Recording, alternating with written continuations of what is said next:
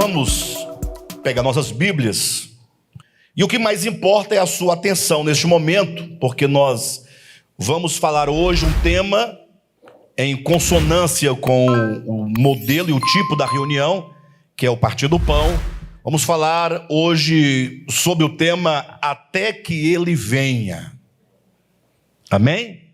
Eu sei que vocês já sabem tudo sobre o Partir do Pão, mas eu vou aqui elencar alguns pontos que eu julgo ser importantes no que tange a esse tema, tá bom? Vamos então começar abrindo a escritura no Evangelho de Mateus, e nós vamos ler aqui juntos a partir do versículo 26. Capítulo 26, versículo 26. Do 26 ao 30, tá bom?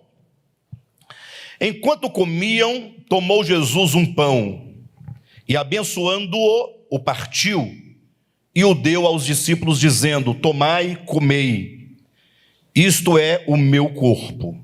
A seguir tomou um cálice e, tendo dado graças, o deu aos discípulos, dizendo: bebei dele todos, porque isto é o meu sangue, o sangue da nova aliança, derramado em favor de muitos para a remissão de pecados.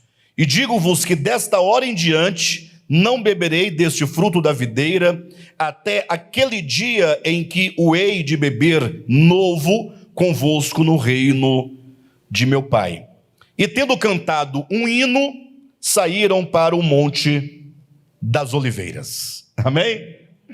Fico imaginando que hino seria esse que eles cantaram, né? Se bem que, se nós descobríssemos este hino que Jesus tivesse cantado, talvez nós também não cantaríamos, né? As coisas vão se inovando, e em nome de uma vestimenta musical, não raras vezes despreza-se um conteúdo muito rico. Mas, de todo modo, é um detalhe interessante, até porque me parece que é o único lugar aqui no Novo Testamento em que se vê Jesus com seus discípulos cantando uma canção. Queridos, mas o que nós queremos trazer nesse tema, e eu quero convidar a cada um a prestar muita atenção no que nós vamos tratar, porque é extremamente séria a coisa, é muito importante para o nosso entendimento e crescimento espiritual. Infelizmente, quando o assunto é o partir do pão, ou como geralmente as igrejas evangélicas chamam a ceia do Senhor, né? Nós costumamos chamar de partir do pão, porque é o nome bíblico para essa cerimônia, né? Porém, a maioria dos cristãos chamam de ceia do Senhor, os católicos chamam de Eucaristia, né? Bem, de todo modo, quando o assunto é o partir do pão, a maioria das pessoas, elas tendem a debater a única coisa que o texto ou acontecimento registrado quer dizer. Isso é um problema da maioria dos crentes, né? Me parece que ser crente é não compreender absolutamente nada das coisas essenciais do que está na Bíblia. Desculpe me colocar dessa forma, mas é o que nós vemos, as pessoas debatendo, passam dias e horas debatendo temas bíblicos, mas sempre batendo do lado onde o texto não está dizendo absolutamente nada acerca daquilo. Debate-se se o pão pode ter fermento ou não pode ter fermento. Debate se o vinho é vinho mesmo ou é o suquinho da uva, né? As pessoas estão preocupadas, por exemplo, quem pode participar desses elementos? Somente o crente batizado? E o crente que e a pessoa que acabou de se converter a Jesus, não deu tempo ainda de ser batizada, pode participar? Não pode participar? Hoje mesmo, chegando aqui, uma mãe me perguntou: pastor, no momento que passar aqui os elementos do Partir do Pão, eu posso pegar para o meu filhinho, para ele participar também? Uma pergunta, né? É lógico, a pergunta ela é muito óbvia em razão da própria discussão e dos debates que se levantam em cima dessas coisas. Mas todas essas questões agora apontadas, que são alvo de debate, são alvo de discussões e de discórdias, e mesmo de divisão, é capaz que alguém discordando de alguma dessas questões saia e vai montar a sua própria igreja para que ele tenha lá, segundo ele, a posição da verdade. E assim, em nome daquilo que nós veremos daqui a pouco, que é a unidade, cria-se centenas de divisão. Olha que coisa interessante. Aquilo que deveria nos ensinar a ser um, leva as pessoas a se dividirem entre si. Bem, de todo modo, nada disso, dessas discussões, tem alguma coisa a ver com o que Jesus quis ou quer nos ensinar com o partir do pão. É preciso que, se alguém deseja compreender cabalmente o significado do que nós hoje fizemos, do que está aqui em Mateus capítulo 26, é preciso que você venha se despojar de tudo aquilo que você já ouviu falar sobre o partir do pão. Você não precisa jogar fora o que você já ouviu, mas você pode colocar de lado um pouquinho, deixa lá de lado.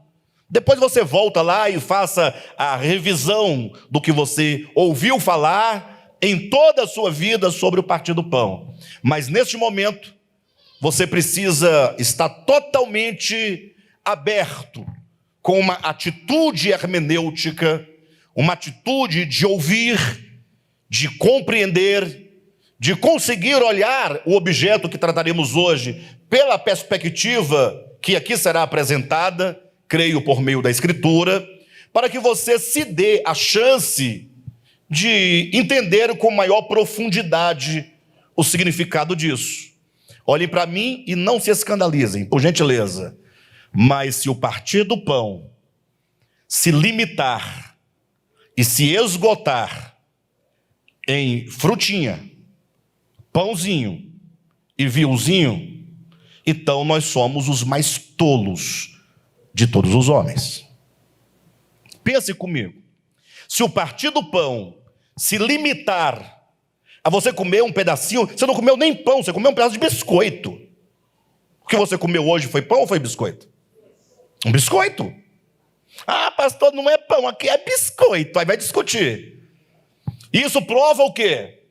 Que nós estamos perdendo o nosso tempo, achando que existe algum valor num pedaço, num taco ou num naco de pão. Pastor, e não tem? Existe um valor, sim, simbólico que não pode ser profanado. Agora, se você acha que eu estou, de alguma maneira, desprezando esses elementos, ouça só as palavras de Jesus. Ele disse assim, olha, eu sou o pão da vida. Segura aí, velho, essa palavra. Eu sou o pão. Tá bom, quando eu pedir para você falar, você fala, eu sou o pão da vida. Jesus é o pão da vida? Diga amém. Diga, Jesus é o pão da vida. Ah, que maravilha. Agora, segura aí, Rodolfo. Jesus disse, Moisés deu para vocês o pão no deserto. Moisés deu pão no deserto? Não está escrito? Jesus falou? Eu pergunto, hoje nós temos esse pãozinho aqui, não temos? Sim ou não? Jesus é o quê? Moisés deu o quê? Pão no deserto. E nós temos este pãozinho aqui. Digamos que não tivéssemos o pão da vida. Você queria esse ou o de Moisés? A verdade, não minta. O pão de Moisés é maior e superior a este. Sim ou não? Gente, olha a questão. O pão que Moisés deu foi o pão que caiu do céu. Foi dado por Deus. Foi fruto de um milagre. E Jesus dizendo acerca do pão de Moisés, ele disse, quem comeu desse pão de Moisés, morreu. Então não serviu para nada. Serviu, calma. Serviu para alimentar ali 3 horas, 4 horas, comeu, encheu a barriga, o pão se processa, né? Entra pela boca, desce pela laringe, esôfago, estômago, primeiro o estômago. Se você colocar o intestino em cima, estômago, intestino grosso, intestino delgado, intestino reto. Aí já disse, né? Reto vai direto. Aí Jesus disse, para lugares escusos. Virou cocôzinho. Não é desrespeito, é um fato. Foi Jesus quem disse, olha, Vocês estão orgulhosos aí porque comeram o pão que Moisés deu para vocês. Agora, presta atenção, Jesus dizendo: mas aquele que come o pão da vida, que o Pai vos dá, que sou eu mesmo, este viverá eternamente. Então o pão que vale é o pão que é Jesus Cristo. Este é o pão verdadeiro. Não existe outro pão. O pão de Moisés representava o pão verdadeiro. E esse pãozinho representa o pão verdadeiro. Então o pão de Moisés, ou esse pãozinho, deve nos conduzir ao pão verdadeiro. Você pode comer uma padaria inteira em toda a sua vida, de cada pedacinho que você vai comendo desse pãozinho, você pode chegar a comer uma padaria inteira, mas morrerá e morrerá eternamente. Mas o pão da vida, quem dele come, viverá eternamente. Alguém perguntou: e para que serve então? Aí é que está a grande questão. É isso que eu quero falar com vocês hoje. Convidar vocês a olharem para isso, tomarem esses elementos como símbolo de uma verdade eterna, de uma verdade imorredoura, de uma verdade que, se provada, se compreendida, se tomada para si, tem o poder de transformar eternamente as nossas vidas. Amém?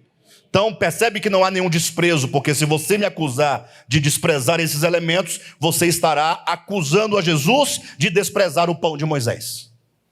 E Jesus apenas quis colocar as coisas, cada uma no seu devido lugar. Para nós podermos compreender o que significa o partir do pão, nós temos que começar, e aqui eu estabeleço o primeiro ponto que você precisa compreender. Antes de chegar aqui nesta mesa, ou antes de chegar a Mateus capítulo 26, você tem que resgatar uma verdade suprema. Antes de você pensar em partir do pão, você tem que estabelecer e instaurar um fundamento eterno, um fundamento central de todo o Evangelho. Porque se você não partir desse ponto que eu trarei para os irmãos agora, quando chegar aqui, se você ignorar esse primeiro aspecto central de toda a história de Deus com a sua criação, quando você vir isso aqui, não vai fazer nenhum sentido para você. Pastor, e que fundamento é esse? Que verdade central é essa? É o problema da unidade cósmica.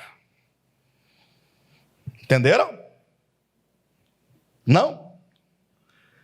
Problema da unidade cósmica. Em poucas palavras, eu não tenho como desenvolver tudo o que eu falar aqui, porque senão vai uma vigília, vai uma conferência e não acaba. Mas eu vou falando, os irmãos vão procurando absorver aí. O problema da unidade cósmica. Veja, Deus criou todas as coisas. Diga amém. Tudo que existe, e a palavra existe, já quer dizer, saiu de, procede de. Existir, aquilo que sai de algo. Tudo que existe, que é criado por Deus, procede de Deus. Foi o Santo Agostinho, que estabeleceu, que fixou, que convenceu a igreja, né, de que Deus havia criado tudo do nada, chamado creatio ex nihilo. Você pode ler toda a sua Bíblia, de Gênesis a Apocalipse, você nunca vai encontrar nenhum texto que pelo menos pareça dizer que tudo que Deus criou veio do nada. Não existe isso na Bíblia. Lógico, 99,99999999999, pode colocar 9 aí por cento dos cristãos acreditam que tudo que existe Deus os criou do nada. Mas a Bíblia não ensina isso. A Bíblia diz que todas as coisas foram feitas por Ele e sem Ele, sem Ele, nada do que foi feito se fez. Deus, Ele criou todas as coisas, dele emanaram todas as coisas, e Deus não somente está imanente em toda a sua criação, como ele é a causa primeira e última de toda a sua criação. Não fosse a centelha divina, nada poderia haver, nada poderia existir. De maneira que a Escritura declara que tudo foi feito nele, por meio dele e para... Então, saber que foi feito para ele é fácil de compreender, não? Saber que tudo foi feito por meio dele também é simples de entender. Agora, e como entender que tudo foi feito nele? Ele é a dimensão, ele é o espírito, ele é o lugar metafísico em que tudo existe. Nada pode existir fora de Deus. Porque afinal é o próprio Deus a causa criadora de tudo. Por que uma semente é plantada e ela germina, e ela cresce, e ela frutifica, e dali vem outra semente que continua incessantemente, constantemente, ininterruptamente, gerando outras árvores iguais à primeira, e vai desenvolvendo e nunca para? Onde está esse poder? Esse poder é a própria vida, que é o próprio Deus. De modo que quando você entende que tudo habita em Deus, que tudo existe em Deus, para resumir, Atos capítulo 17, versículo 28, nele nós vivemos, existimos e nos movemos. Você logo consegue ver diante de si um grande quadro de unidade. O cosmo não é uma coisa à parte. O cosmo é algo que existe em Deus e por ele e nele. De modo que nós temos aqui uma coisa única. Não Deus e a criação. A criação é algo que existe em Deus. Perfeito? Existe não somente um propósito de unidade, mas existe uma unidade essencial. É aquilo que Jesus fala em parábola, né? Eu sou a videira, vós sois o quê? Os ramos. O ramo como uma extensão. O ramo brota, nasce, parte, tem origem, tem a causa na videira. Essa é a ideia. Bem, agora, quando Deus cria então o universo, nesse universo existem centenas de milhares e milhares e milhares de seres de toda a natureza. Mas vamos nos restringir só aos homens, só a essa criação, para não ficar muito grande o exemplo. Mas existe uma criatura dentre milhares de outras criaturas que tem a graça divina, que tem um dom divino, dessa capacidade de pensar, de refletir, porque ele tem a inteligência, é dotado de razão. Este homem é dotado de arbítrio. Eu sei que vão discutir, pastor, o homem tem livre-arbítrio? Não tem. Para de discutir e olhe para você mesmo. Observe quantas vezes você decide não amar a Deus, quantas vezes você decide não seguir os caminhos de Deus, quantas vezes você decide aborrecer o bem e amar o mal. É só você observar a sua própria experiência e você saberá se você tem ou não liberdade de agir conforme o seu coração perverso. Não é? Bem, de todo modo, a ideia é que quando Deus cria, portanto, ele coloca ali o homem, e esse homem criado, ele é criado de um modo a que, para ele se manter em unidade com o todo da criação, ele vai precisar decidir. Não é uma questão imposta. Nós não somos seres autômatos, não somos marionetes. Deus te dotou da capacidade de inteligência, de vontade, de decisão e de ação. E agora, esse homem na criação, o texto de Moisés é um texto mítico, simbólico, mas é claro quando diz que quando o homem atinge o ponto específico na sua trajetória de evolução, na árvore do conhecimento do bem e do mal, ali ele tem que decidir o que ele fará da sua vida. Se ele vai viver por meio do conhecimento, desprezando a Deus, ou se, tendo ele o conhecimento, que é dom divino, ele vai viver pela árvore da vida em total dependência do Criador. Aqui o homem tem que escolher. E o que aconteceu? O homem escolheu viver por meio do conhecimento. O conhecimento é bom. O conhecimento é dom divino. Afinal, a própria vida eterna, diz Jesus, é que conheçam a ti. Conheçam, então é conhecimento. Conheçam a ti, o único Deus verdadeiro, tal, etc. Mas quando o conhecimento sobe na cabeça e no coração do indivíduo pensante, e agora esse indivíduo olha orgulhosamente para toda a criação e fala, poxa, eu sou camarada, porque eu tenho o poder de mim mesmo, de refletir, de pensar, de agir, de modificar.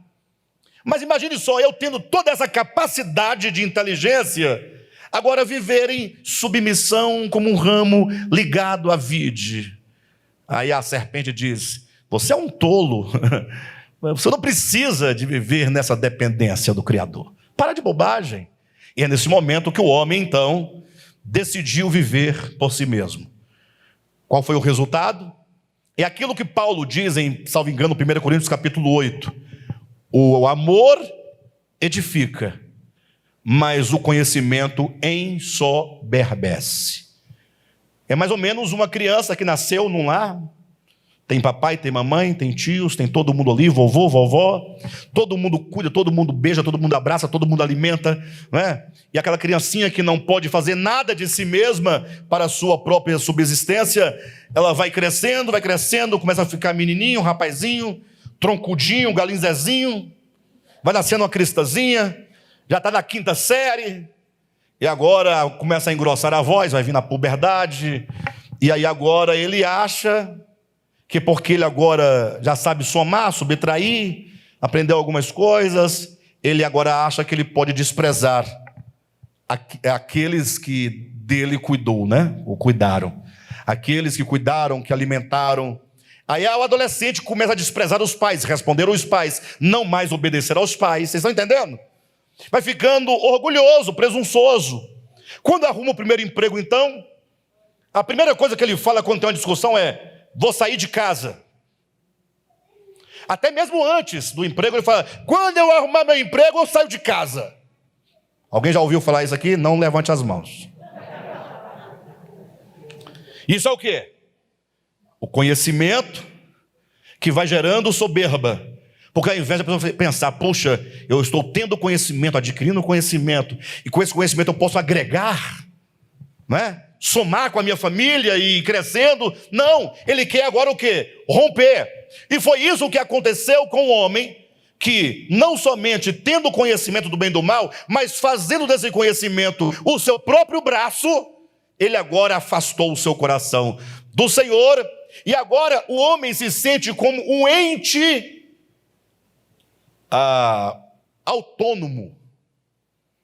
autônomo, lei própria. O autônomo é aquele que tem lei própria. Ele acha que ele existe independente de Deus, independente do cosmos, independente da criação, independente da fauna, independente da flora e, sobretudo, independente do outro. Nasce o ego, nasce o egoísmo, uma ilusão. E o homem agora, ele se desintegra da criação.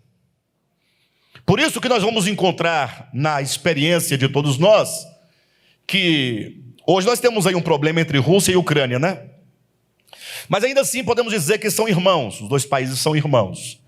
Mas há guerras entre duas nações totalmente contrárias e diferentes, um no hemisfério, outro no outro hemisfério. Você fala assim, faz sentido, né? Porque é tão diferente a cultura de um lugar para o outro e tal. Mas de repente você vê duas nações irmãs lutando. Você fala, não, mas faz sentido, porque também são, afinal, todo mundo quer ter a sua própria, seu próprio território, tal, sua própria riqueza, a sua soberania, tal. Você vai entendendo, procurando entender. Mas de repente você vai encontrar a guerra dentro do seu próprio país. Ou seja, nós que somos brasileiros, que deveríamos, teoricamente, ser um, e juntos lutarmos pelo bem da nação, não, nós estamos divididos agora até numa terceira via. Tem a primeira, tem a segunda, tem a do meio. e estamos nos combatendo uns contra os outros. Agora, não, pastor, mas aí é normal, porque o Brasil é muita gente, não tem como, né? Tá bom, mas aí você vai observar que essa falta de unidade, essa imposição do meu eu, ou do meu ego sobre o outro, acontece dentro da mesma religião. Porque tudo bem que no Brasil haja conflitos, mas se o cristianismo, a religião do crucificado, da cruz, não deveria ser uma só? Um só? Como é que o cristianismo diz que é a religião da cruz e está dividido em milhares e milhares de denominações?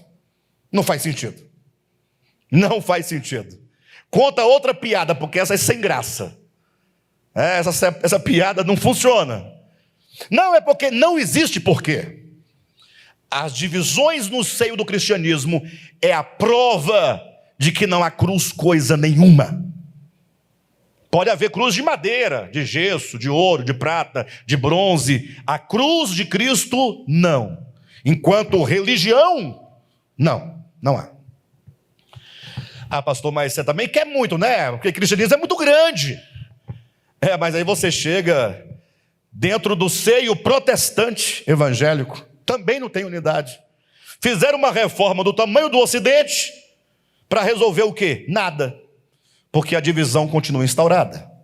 Não, mas aí precisava do fogo, do sopro, do ímpeto do Espírito Santo, com os dons espirituais agindo na igreja. Veio o movimento pentecostal, resolveu o quê? Eu estou falando que o problema da divisão continua o mesmo. Ah, pastor, mas ainda assim os evangélicos são muitos, é difícil. Tá bom, e dentro da sua igreja? Não é do seu ministério, é da sua denominação, dentro da sua congregação, aqui. De repente levanta um indivíduo falando bobagem, e já sai aí, e arrasta consigo a terça parte, e já leva para o outro lado, e agora não é mais de volta a palavra, agora que é não sei o quê. Aí o outro viu, achou interessante, levou a outra terça parte. 3 partes, uma terça foi para lá, outra terça foi para cá. Lá agora já é outro ministério, porque nem os que saíram conseguem estar juntos. Vocês entendem o que eu estou dizendo? Não. Quem está entendendo? Porque se saíram no mesmo contrato, por que não estão juntos? Isso aí, não estou falando de ninguém não, estou falando de mim, de você, de todos nós. Aí ainda teve um terceiro que quis levar a última terça parte. Não foi possível. Não foi possível. Pastor, mas também não tem, é DEVAP, é muita gente, muita cabeça diferente, família, tá bom. E quando a divisão está dentro da sua casa? Marido, esposa, filhos, sogra e genro, sogro e nora. Quando o conflito está entre o irmão com o seu próprio irmão de sangue, vocês perceberam que da grande escala até a menor escala, do macro ao micro, do micro ao macro, está instaurado um espírito de divisão? Vocês conseguem perceber ou não? Numa boa. Se não tiver, eu não vejo isso não. Existe um conflito, um desejo de ser melhor que o outro? Sim ou não?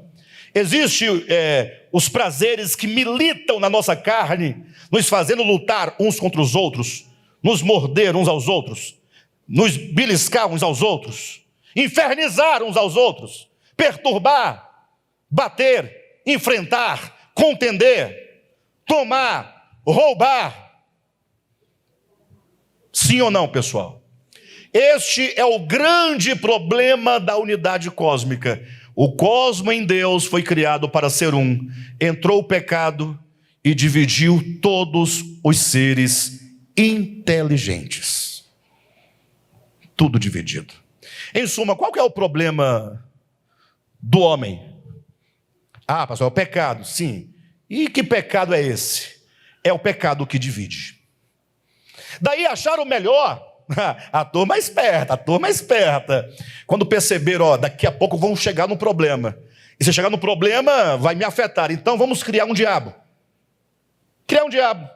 Porque aí se cria o diabo, então tudo de ruim quem foi que fez? O diabo. Todo mundo apontando para o diabo.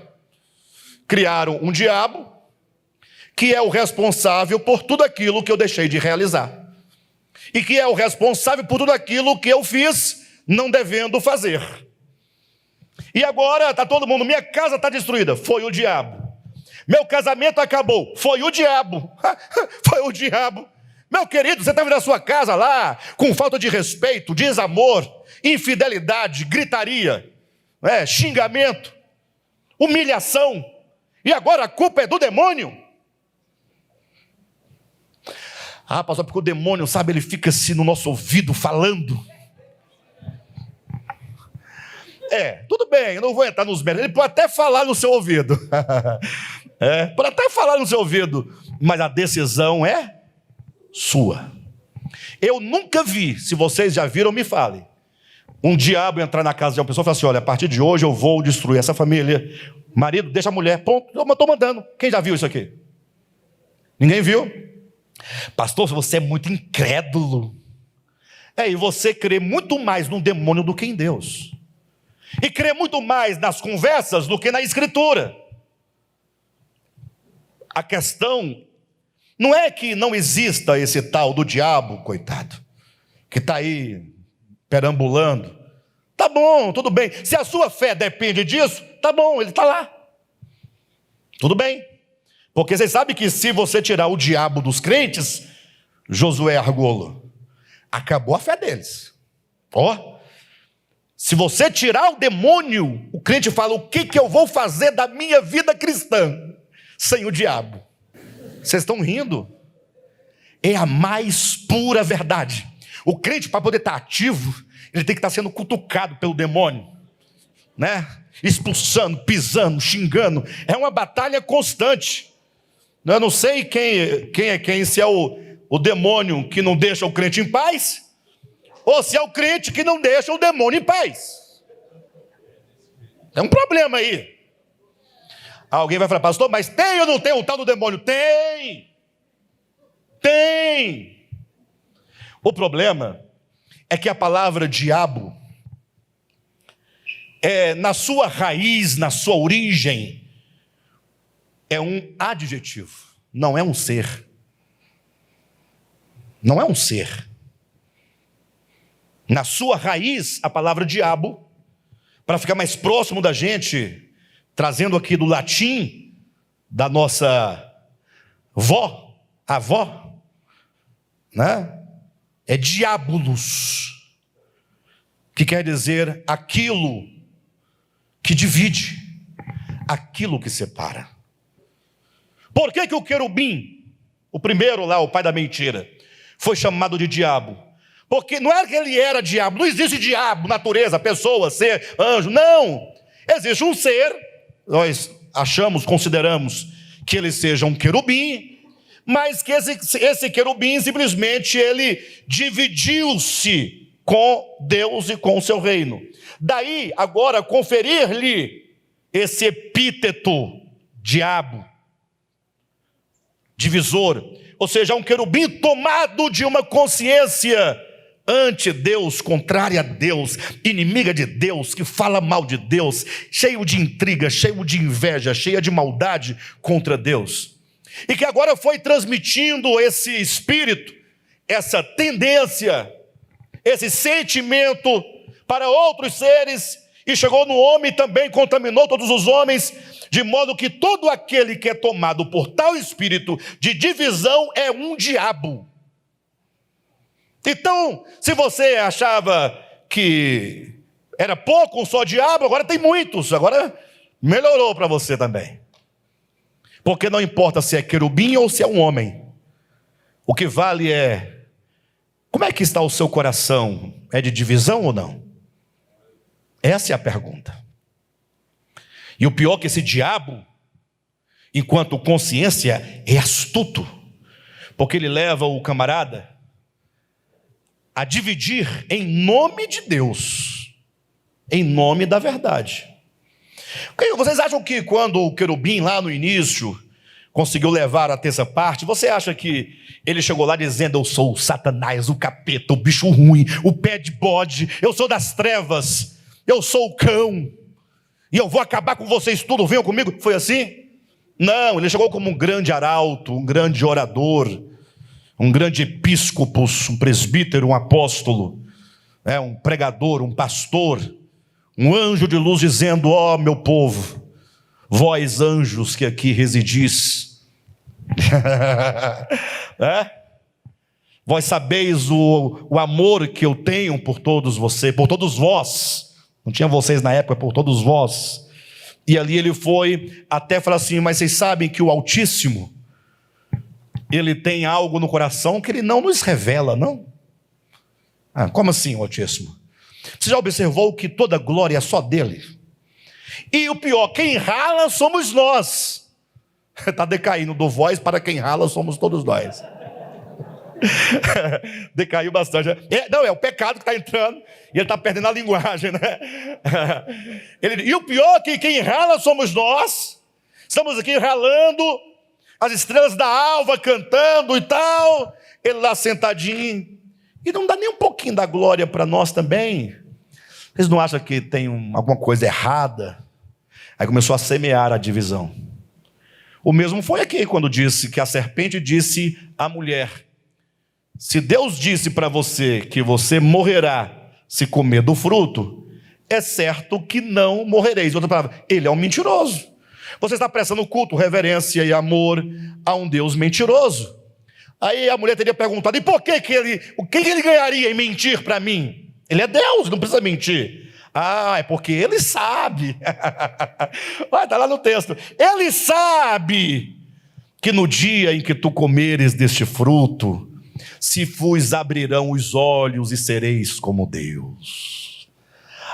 Então ele não quer que eu seja como ele? Ele não quer. Ele quer que você fique ali sempre um servo, sempre um autômato, sempre um dependente dele. Porque se você comer do fruto, você vai chegar e você vai perceber que você tem poder, que você tem força, que você tem capacidade, que não mais precisará dele. A mulher falou: cachorro, essa é a ideia. Porque agora a mente, coração e consciência da mulher já estão tomados de inimizade contra o Criador. Já estão tomados. E agora ela diz: então eu serei como o Altíssimo. Tornou-se um diabo. De modo então que quando você pensa, presta atenção, quando você pensa em salvação, em redenção, eternidade, vida eterna, você tem que partir deste ponto. O grande problema é que o homem se tornou um diabo. O próprio Jesus, se referindo a Judas, disse: não vos escolhi eu em um número de 12, pois eu vos digo que um dentre vós é diabo. Ou seja, dentro daquele ministério havia um que era um opositor, um divisor, e este era Judas. Por isso Jesus naturalmente o chama de diabo, sem nenhum problema. Esse primeiro ponto está claro para os irmãos? Bem, se este é o grande problema cósmico, qual é a grande solução cósmica? Quando eu falo cósmica, não é que o cosmo, o universo, tem a solução, não. Qual é a grande solução de Deus para resolver o problema do cosmo? Ficou mais claro? Qual que é o problema? Dá um nome para ele. Divisão. Esse é o problema. Perfeito ou não? Dê uma solução. Unidade. Unidade.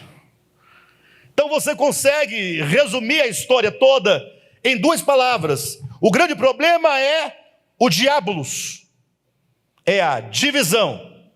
E a grande solução só pode ser a reconciliação. É a unidade restaurada. Deus quer restaurar a nossa unidade com Ele. Deus quer restaurar a nossa unidade com nós mesmos.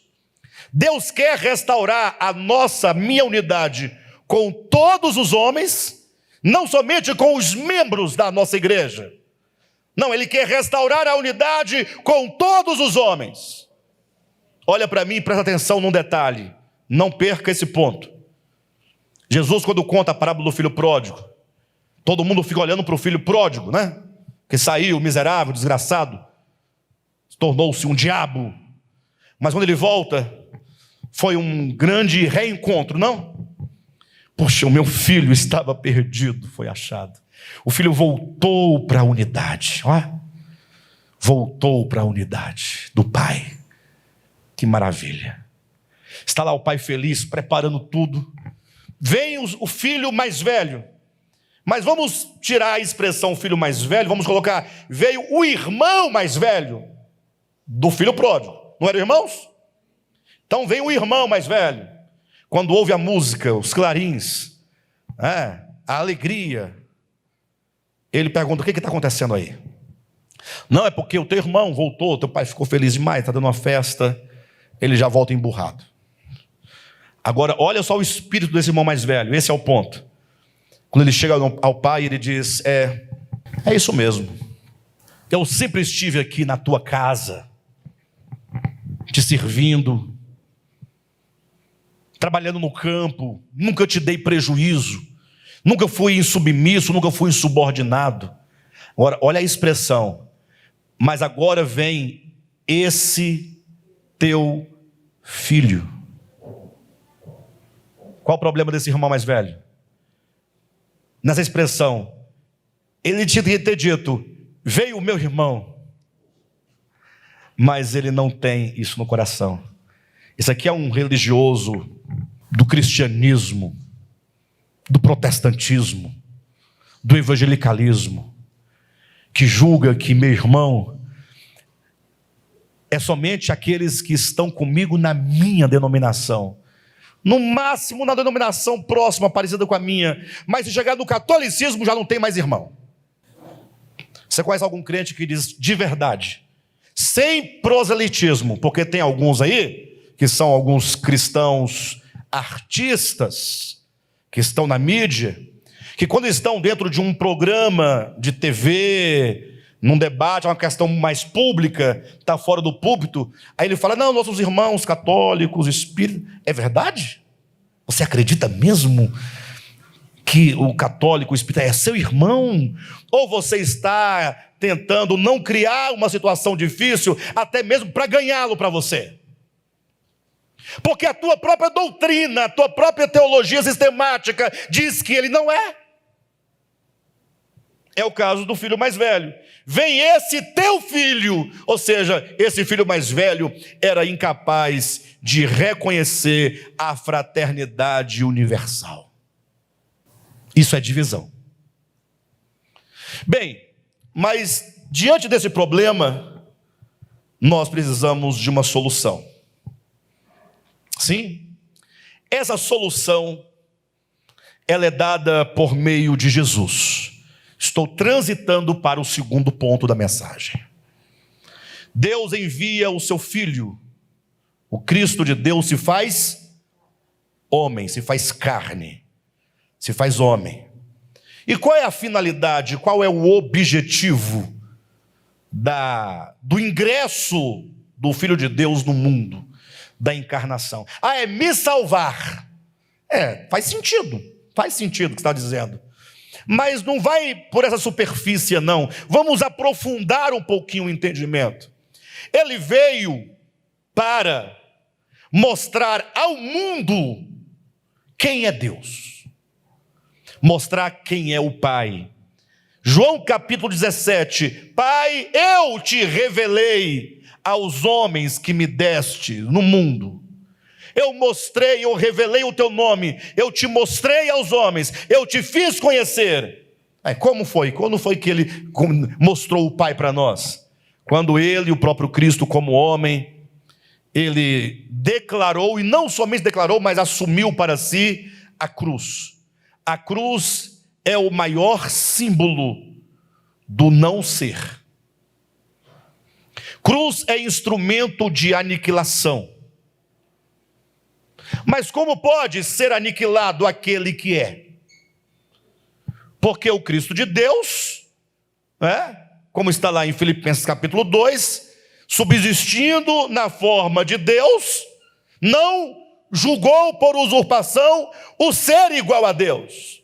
Antes a si mesmo se esvaziou, assumindo a figura humana, se fez servo dos homens, e ele então foi à cruz. A cruz é o centro da salvação divina. A cruz é a revelação do que Deus é, e essa é a revelação do que Deus quer de cada uma de suas criaturas. A cruz é a negação do ser sendo, no caso de Jesus, e para nós a cruz é a negação do ser não sendo, achando que somos. Dá para entender? Sim ou não? Se você quer a cruz, se você ama a cruz, se você deseja a cruz, então saiba, a cruz é a aniquilação do ser. No caso de Jesus, ele sendo, abriu mão do ser, e no nosso caso, não sendo, a cruz aniquila o ser que nós não somos, mas que achamos que somos. Cruz é a aniquilação. Por isso que Paulo vai dizer aos Efésios, que a cruz, ali é o centro da história de Deus com os homens, é onde, quando a cruz se instaura, é dito, ele quebrou ali o muro que fazia a separação. Não diz lá em Efésios 2? Destruiu a parede, o muro que estava no meio, dividindo os povos. É dito em Efésios capítulo 2, que é por meio da cruz que ele desfez a inimizade. E é por meio da cruz que nós somos o quê? Reconciliados com Deus.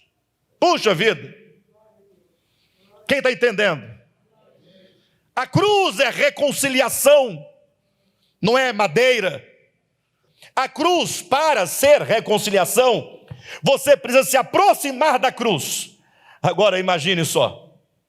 Vamos imaginar que esse púlpito aqui seja a cruz.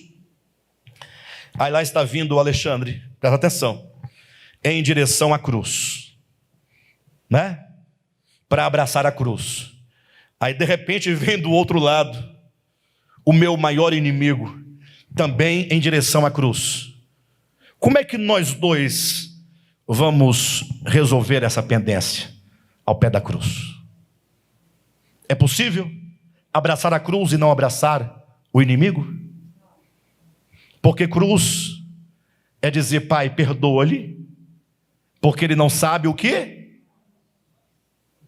Por isso que preferiram inventar uma outra cruz, que é somente de madeira, que se leva no pescoço, que se tatua no braço, que se coloca na plataforma de um local de igreja evangélica ou católica. É mais fácil você ter uma mera representação e não ter a substância daquilo. O segundo ponto, portanto, fala de redenção. Redenção não é outra coisa senão reconciliação. E essa reconciliação não é outra coisa senão o recuperar a unidade. Na cruz, nós voltamos a essa unidade. Por isso que a oração de Jesus Cristo, em João capítulo 17, no versículo 21, que foi lido na abertura dessa reunião, diz, o Pai dizendo, Pai, eu oro para que eles sejam um. E como és tu, ó Pai, em mim, e eu em ti, sejam eles em nós. Então essa unidade não é a unidade somente dos homens com os homens, mas é a unidade dos homens com os homens, dos homens com Cristo, dos homens com Deus, assim como Deus, o Pai e o Filho também são um. É uma unidade muito maior do que somente a criação. É a unidade cósmica do Criador com toda a sua criação. Esta verdade fundamental que acabei de falar, que só ganha sentido se você entender o primeiro ponto, ela foi expressa, ela foi ensinada pedagogicamente por meio do partir do pão. Olhem para essa mesa. Vocês conseguem enxergar aqui esses dois pontos colocados? Essa é a grande questão. Essa é a grande questão. Primeiro, o trigo. O trigo. E aqui é possível você pegar e retirar do trigo um grão. Está aqui, tirei um grão. Percebe que embora haja muitos grãos, mas ainda tem um grão. Percebe não? Tem outro grão. Está aqui os grãos aqui, ó.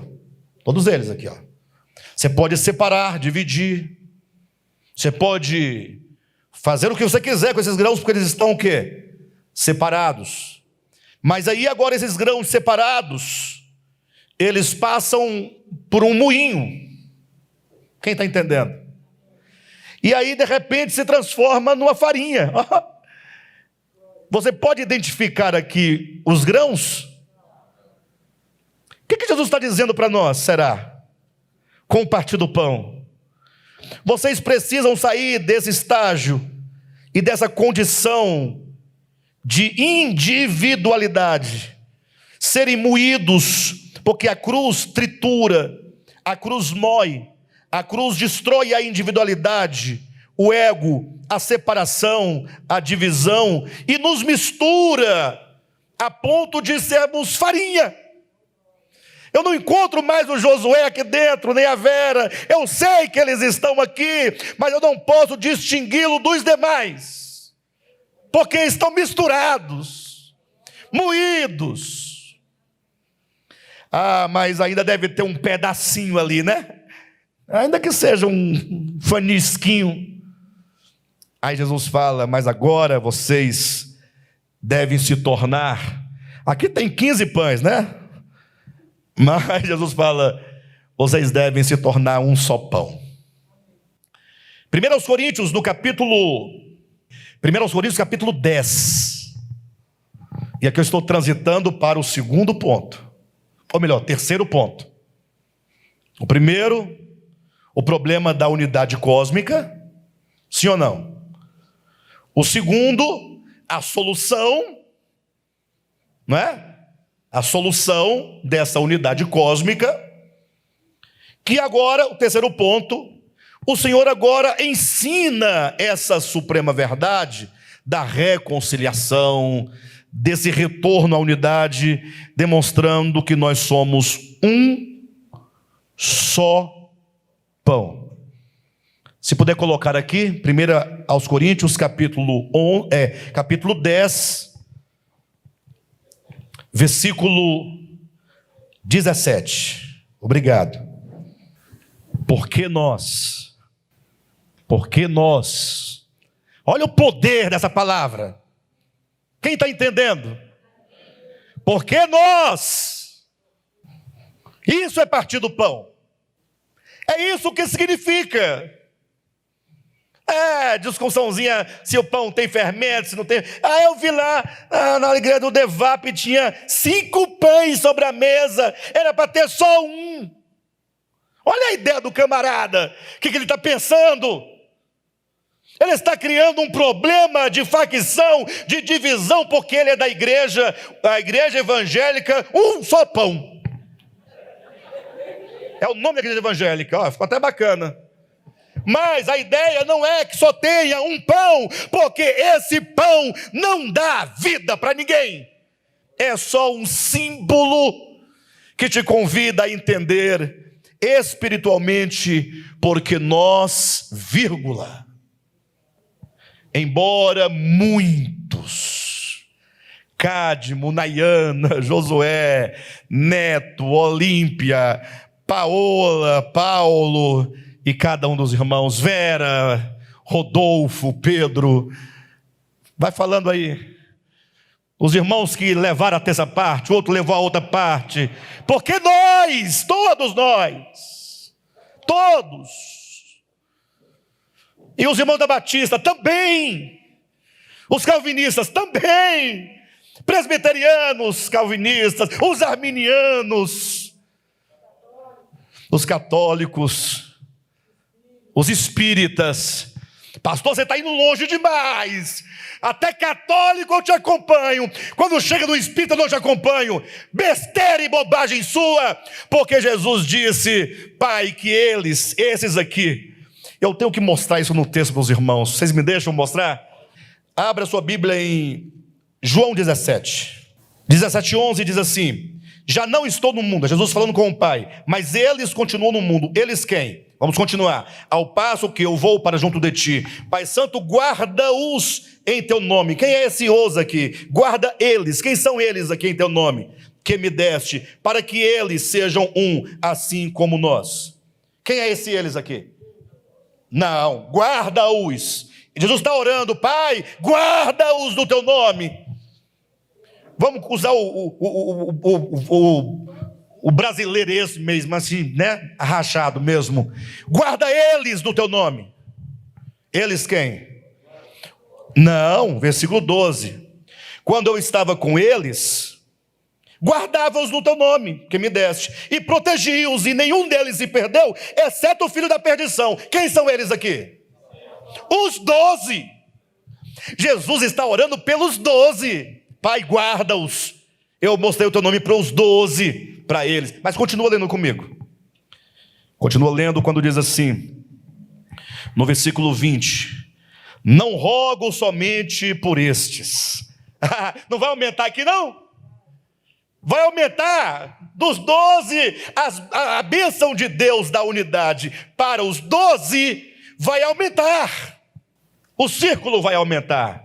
Versículo 20: não rogo somente por estes, mas também por aqueles que vierem a crer em mim por intermédio da sua palavra, pela palavra dos apóstolos. Porque ele diz: guarda-os em teu nome.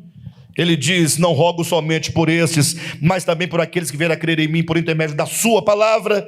Se fosse a palavra do Pai, seria a tua palavra. Como ele vai usar o pronome terceira pessoa, então oro também por aqueles que vierem a crer por intermédio da palavra dos apóstolos, deles. Então os apóstolos pregam para que a unidade não fique somente naquele círculo de 12, mas alcance a todos os que vierem a crer em Jesus Cristo, em toda a história da igreja. Alcança você é convidado a essa unidade. Por isso que João vai dizer na sua epístola: nós apóstolos estivemos com ele, nós comemos com ele, nós o tocamos, nós o vimos, nós o contemplamos. E ele diz: e a nossa comunhão é com o Pai e com o Filho. E essas coisas nós escrevemos para vocês, para que vocês tenham comunhão conosco. Venha a essa comunhão, a essa unidade. Unidade. Eu tenho que dar uma pausa aqui, antes de ir para o terceiro ponto do capítulo 17, para voltar para os meus pontos da pregação. Vou demonstrar para os irmãos algo na prática. Aqui nesse ministério, nós costumamos falar: vamos ter comunhão com os irmãos. Pastor, quero ter uma comunhão com o senhor. Eu falo: tá bom. Aí nós nos encontramos.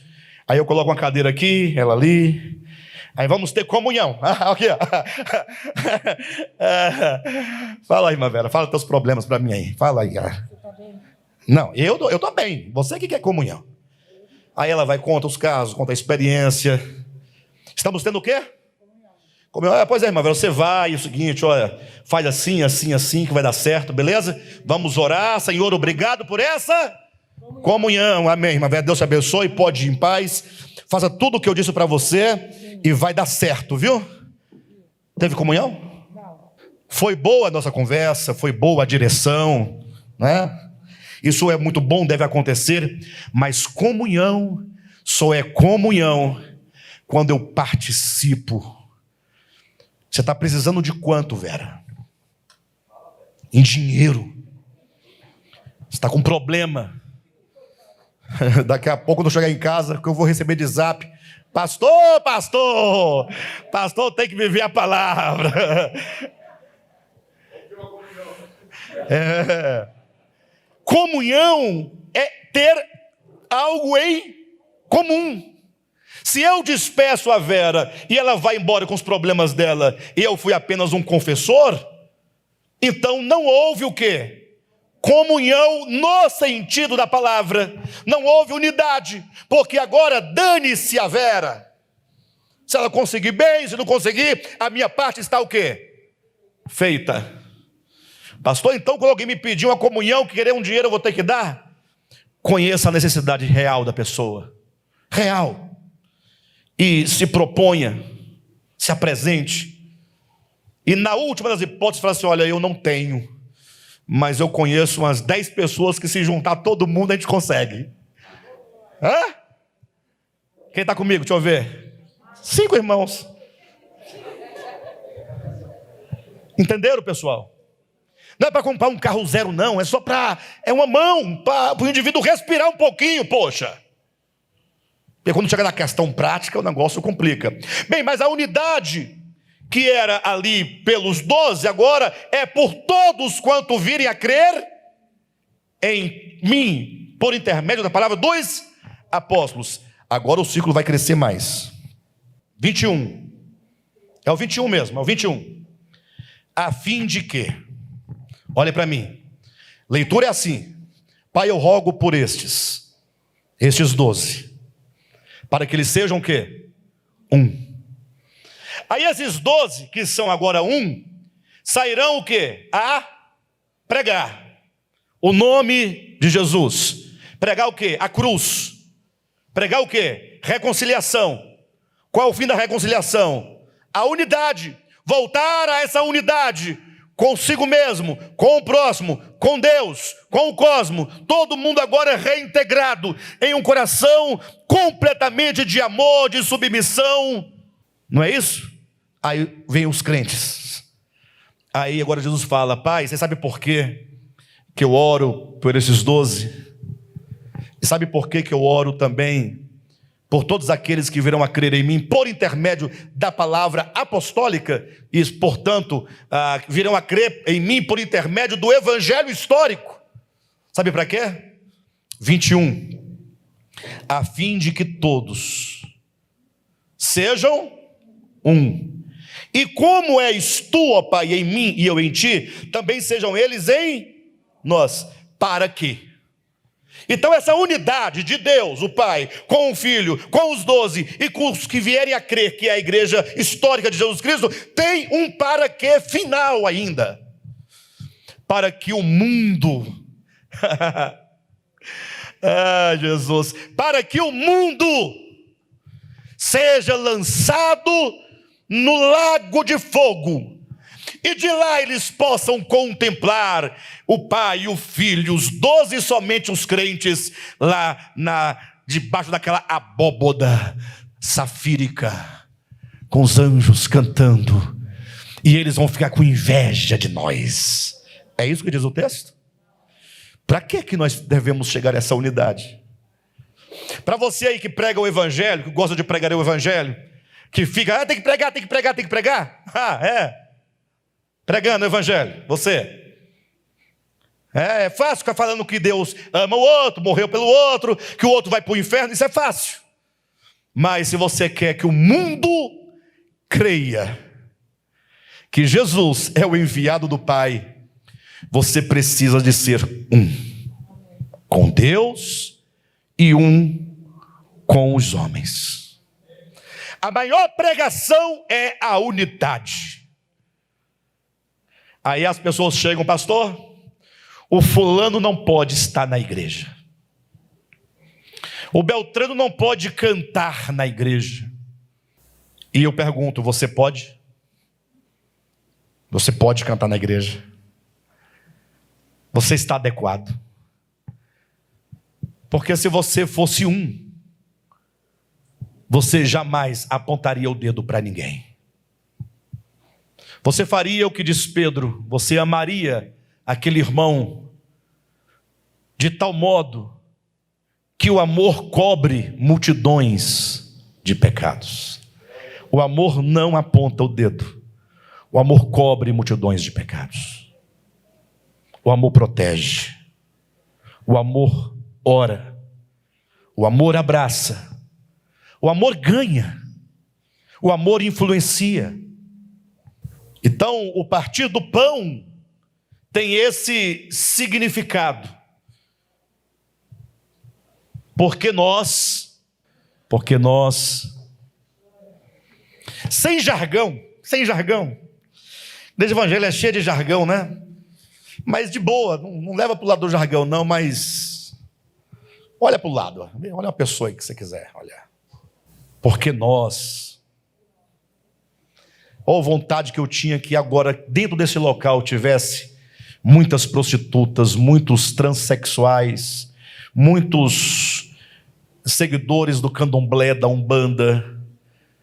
Quando eu queria que tivesse aqui dentro desse local pessoas, os ateus, tivesse hindus, muçulmanos, tivesse aqui budistas, e você ter porque quando você olha para o lado, você vê tua mulher, poxa, teu marido, ou então teu irmão, teu amigo, aí fica fácil, porque nós, né? Fica fácil, não fica?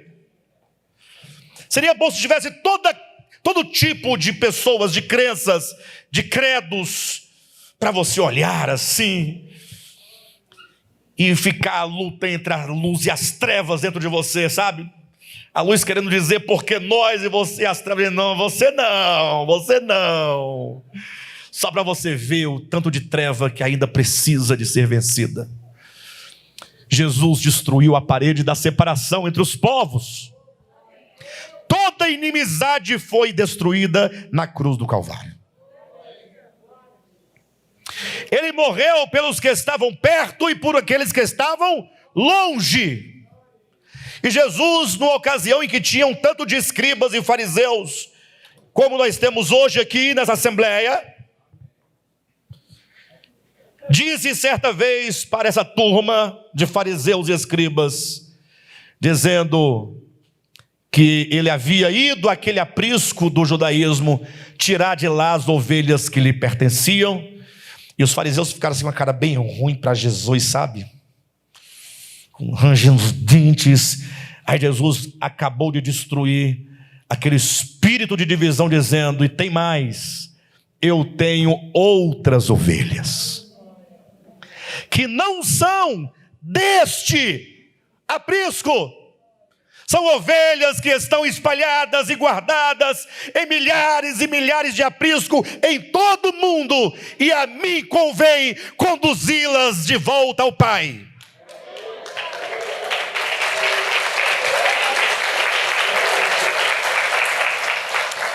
E aí, para finalizar com aquela doxologia, ele disse: e então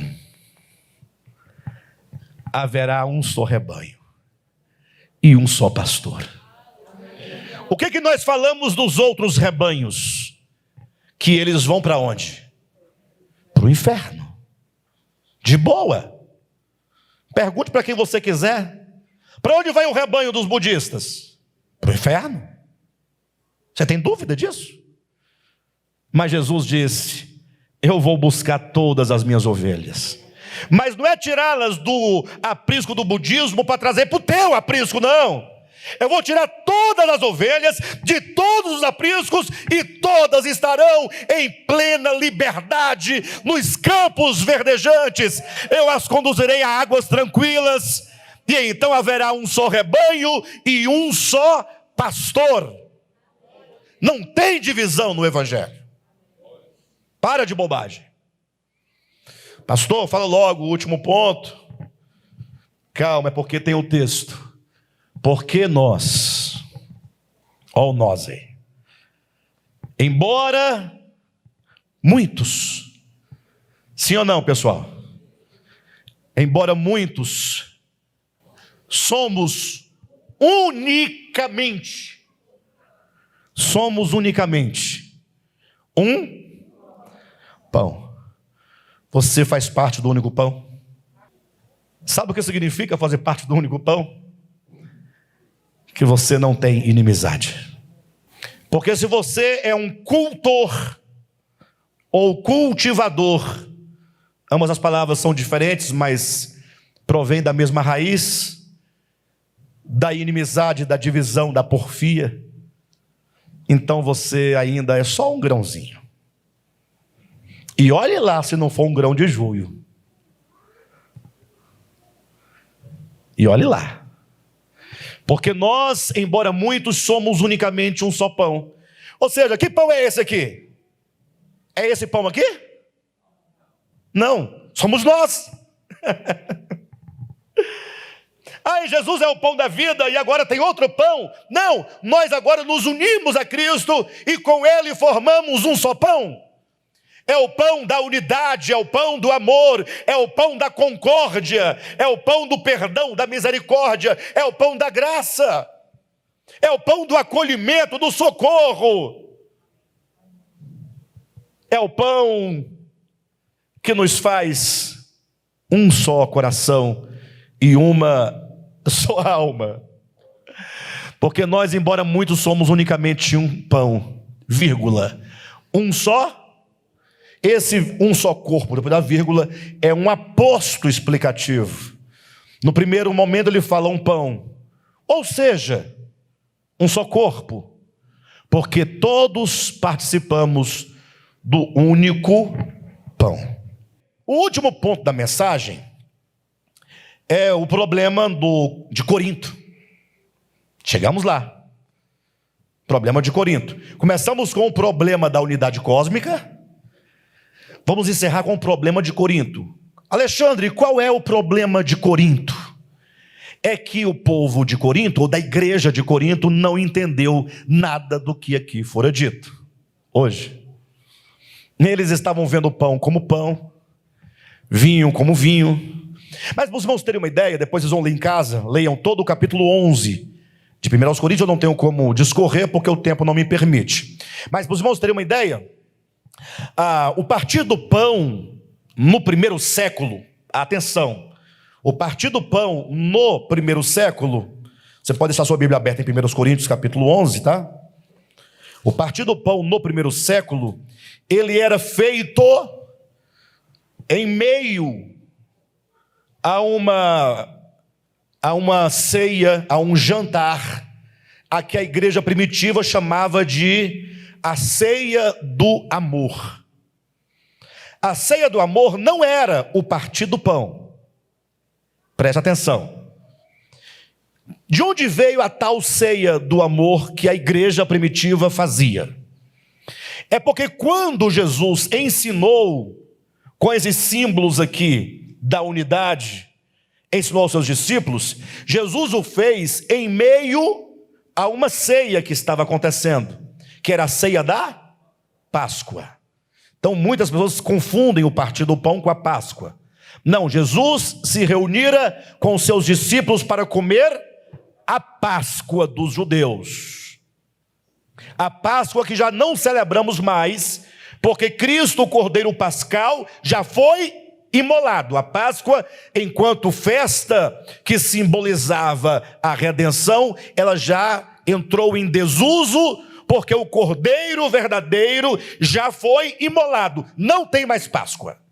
Jesus comeu a última Páscoa com seus discípulos. E diz o texto bíblico de Mateus 26, enquanto comiam. Não tem essa expressão? Sim ou não, pessoal? Você nunca perguntou enquanto comiam o quê? A Páscoa. Então, alguma coisa vai acontecer enquanto acontecia a Páscoa. Então, é uma outra coisa. Enquanto comiam, Jesus, aproveitando-se do momento, tomou o pão. Ele pega um pão para fazê-lo representar. E tendo dado graças, o partiu e disse: tomai não é beber não, é pegue. Tomai, pegue o seu pedaço de pão e comei-o. E agora ele deu desse pão um pedaço para João. João é bacana, né? Quem gosta de João aqui? Ioannes, né? Ele deu um pedaço desse mesmo pão para Pedro. Pedro é bacana. Pedro andou vacilando, mas ele se recuperou, foi bem. Deu um pedaço para Tiago.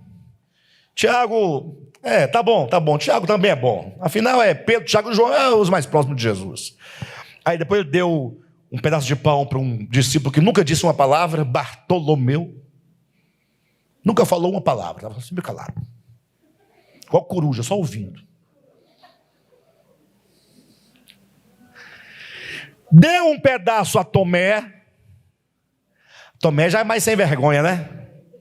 Depois de tudo que aconteceu, só acredito se eu ver. Toca lá. Mas Tomé também recebeu. Deu um pedaço para Judas. Judas? Sim. Judas participou do primeiro partir do pão, cujo ministrante era o próprio Jesus? Sim. E hoje os membros da sua igreja, só porque não recebeu a aguinha na cabeça, não pode participar. E Jesus, que é muito menor do que você, ministro do evangelho, você, como sabe muito mais do que Jesus, faz o que Jesus deveria ter feito. Não deixa as pessoas participarem. Não é? Não, pastor, é porque você não leu 1 Coríntios 11. Calma. O fato é que o partir do pão, essa cerimônia que Jesus disse, fazei em memória de mim. Essa cerimônia que é dito, fazei isto até que ele volte, até que ele venha, até o retorno de Jesus. Essa cerimônia que é simplesmente simbólica, simplesmente pedagógica, ela foi instaurada durante a ceia. Ou melhor, a ceia da Páscoa. Quando Jesus morreu, ressuscitou e partiu e ascendeu aos céus, aí os discípulos foram, vamos fazer o partir do pão. Aí conversaram lá, compraram pão, vinho e tal. Alguém falou, dá um detalhe. E cadê a ceia? Falou, não, a Páscoa não tem mais, acabou a Páscoa. Ah, não, mas quando nós fizemos lá com ele, tinha a ceia. Mas era da Páscoa. Sim, mas tinha ceia. Então, para tirar dúvida, esquece a ceia da Páscoa e vamos fazer uma ceia entre nós, para celebrar o nosso amor uns pelos outros, para celebrar a nossa unidade. Porque coisa boa é quando nós estamos numa mesa. Mesa é lugar de gente amiga. Sim ou não? Quem é que se assenta à mesa da sua casa? Pessoas a quem você convida, a quem você quer bem, não é? Que participa ali do jantar, aquilo que foi preparado com carinho. Aí a igreja primitiva passou a fazer a tal da ceia do amor, né? O banquete do amor, e num dado momento os apóstolos, então, ou os presbíteros da época, então, aí realizava o partir do pão, no meio de uma ceia, que nós não fazemos porque não é uma regra, não é mandamento, não é nada disso. Eles faziam, nós fazemos o essencial. Bem, mas aí, como dizia, a igreja de Corinto não entendeu nada do que estamos dizendo. Querem ver o que acontecia em Corinto, para os irmãos entenderem? Capítulo 11 de 1 aos Coríntios, versículo 17. Olha na sua Bíblia rapidamente. Nisto, porém, que vos escrevo, não vos louvo, porquanto vos ajuntais, não para melhor, e sim para... misericórdia, pessoal. Os irmãos estavam se ajuntando, era um ajuntamento, era uma congregação, mas eles se ajuntavam, ao invés de saírem de lá melhores, saíam o quê? Piores. Estavam se ajuntando para pior. Quando se ajunta para pior, e esse aqui é um princípio, quando você congrega, e a sua ida à congregação, o seu estar na congregação, só gera maldade, perversidade, não tem nada de bom, é melhor não ir. Porque quando vocês se ajuntam, estão se ajuntando para pior. Ou seja, ao invés de você ganhar algo, está piorando a situação. Porque você vai lá, você chega de boa, tranquilo, estava com a mente tranquila, bem limpa, aí você sai de lá dizendo, Carmo, você viu o tamanho da saia da irmã?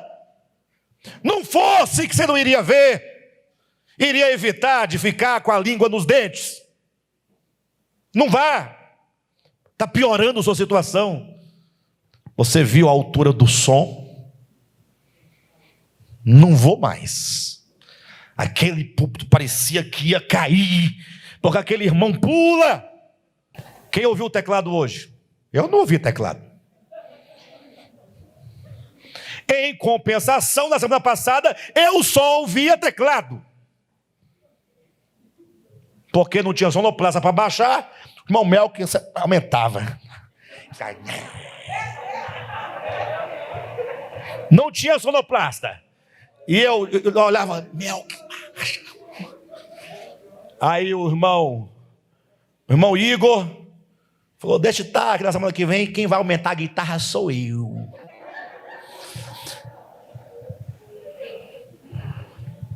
Aí o negão falou assim, aumenta mesmo para o pastor Josué ficar esperto. Tudo isso aqui é brincadeira, viu, queridos? Estou demonstrando como que às vezes nós nos reunimos para pior. Nisto, porém, que vos prescrevo, não vos louvo, porquanto não vos ajuntais para melhor, e sim para pior, porque antes de tudo estou informado, haver o que entre vós? Divisões, quando vos reunis na igreja, e eu em parte o creio, porque até mesmo importa que haja partidos entre vós, para que também os aprovados se tornem conhecidos em vosso meio. Quando, pois, vos reunis no mesmo lugar, não é a ceia do Senhor que comeis.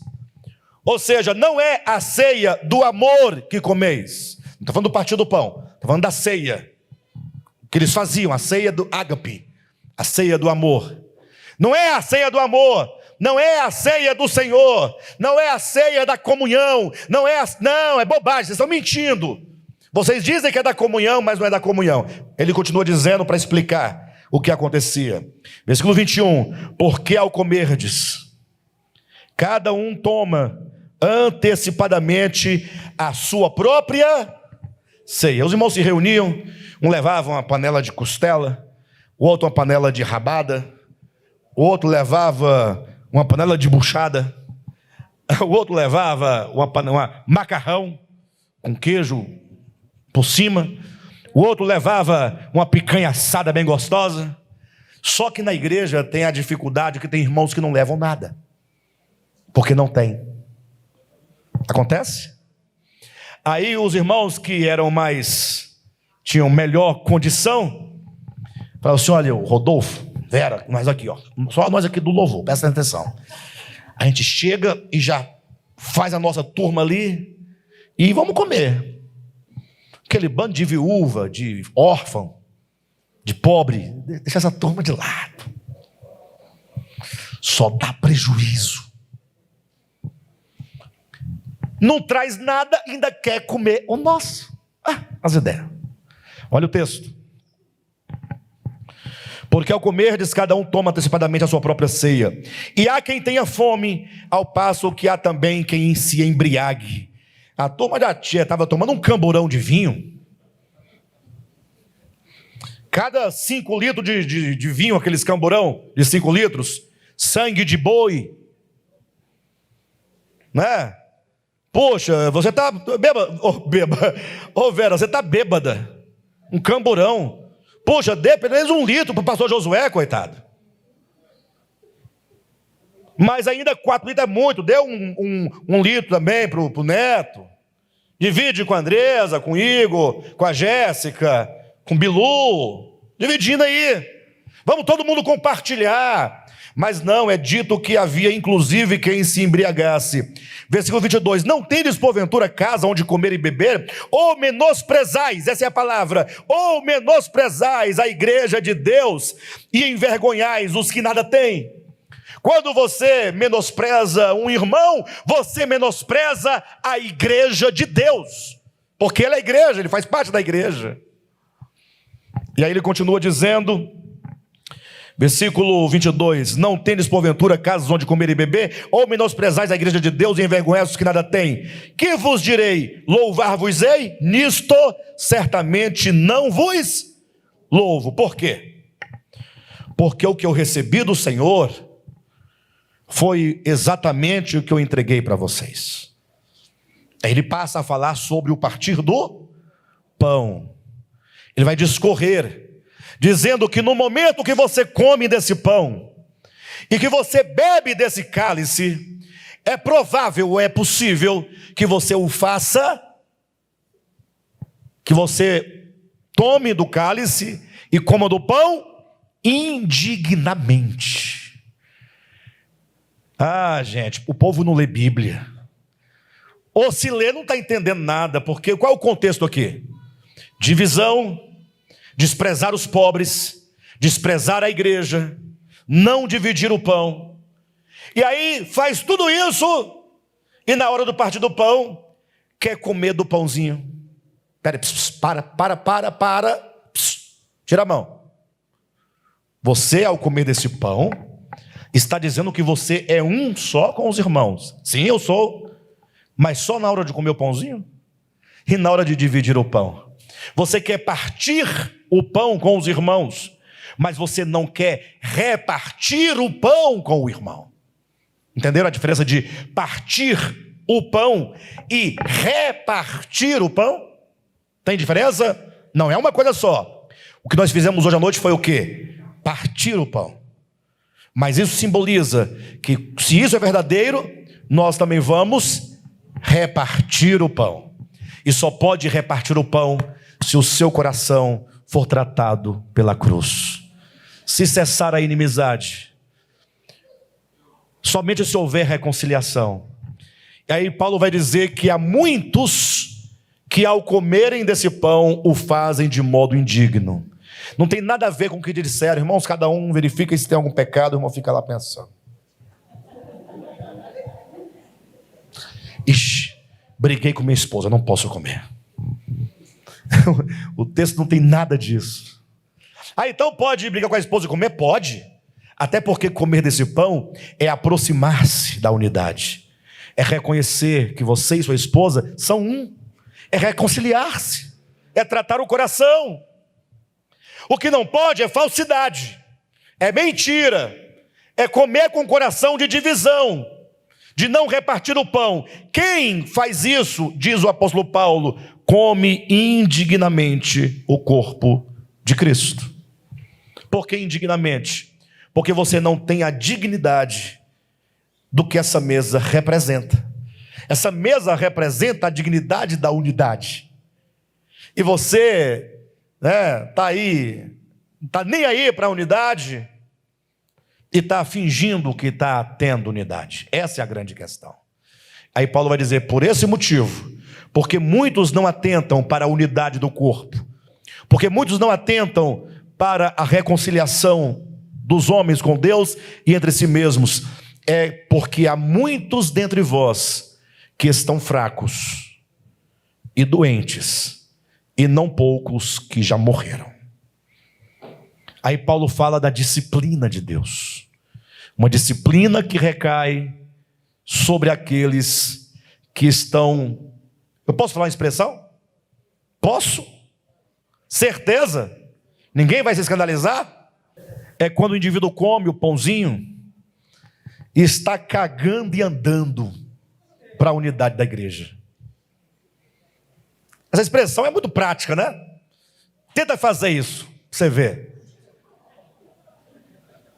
Quando isso acontece, se aí é que acontece, significa que a pessoa está, tô nem aí, ó. É muito folgado esse camarada, não é não? Estou preocupado com nada, então não. Está entendendo? Quem está entendendo? Está nem aí. Vai lá, deixa aí, me deixa em paz. É assim que acontece com muitos. É meio cômico, mas a questão é muito séria. Queridos, eu espero que os irmãos tenham entendido um pouquinho acerca desta mesa, do seu significado, do que ela representa.